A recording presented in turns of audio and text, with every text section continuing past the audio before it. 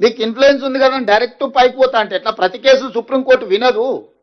Sessions court, district court, high court, తర్వాత supreme court. నువ్వు ఈ సిస్టమ్ అంతా తీసేసి అట్నుంచి వస్తాం మేము కిందికి, మాకు అధికారం ఉంది కాబట్టి, మోడీ మేము చెప్పింది వింటాడు కాబట్టి. న్యాయం అనేది కూడా ఒకటి ఉంటుంది.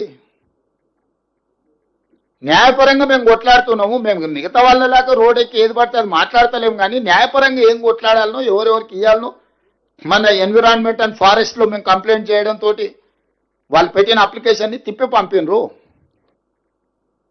మేము అందరి దగ్గరికి వెళ్తున్నాము. మాకేం బాధ ఉందో చెప్తున్నాము అందరికి, డాక్టర్ల దగ్గరకు పోయి.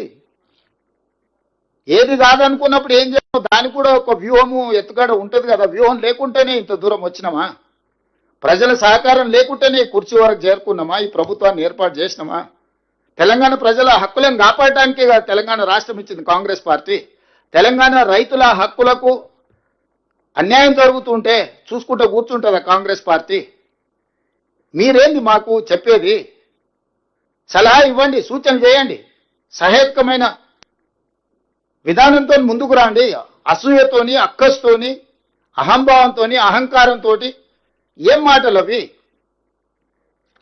అట్లాంటి మాటలకు సమాధానం చెప్పడానికి మా దగ్గర లేరనుకుంటురా? మా ఒక్క మందుల సామెలు చాలు, మేము అందరం అక్కర్లేదు. ఒక మందుల సామెలు నువ్వు పంపిస్తే చాలు, నీకు నీ తాతకు 3 తరాలకు సమాధానం చెప్తాడు. అది కాదు కదా. మేమేదో గౌరవంగా చట్టసభలలో చర్చిద్దాము, రండి మీరు పెద్ద మనుషులు, మీరు మీ అనుభవాన్ని చెప్పుదు రండి అని మేము అంటుంటే అదేదో మా చేతకాంతనం అనుకొని తలా తోక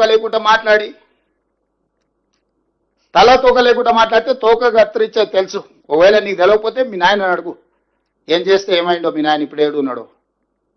నాకు చికాకు కలిగించొద్దు. నాకు చికాకు కలిగిస్తే మళ్ళీ అది బాగుండదు. నేను చదవడం మొదలు పెడితే మళ్ళీ అది మంచిగా కూడా ఉండదు.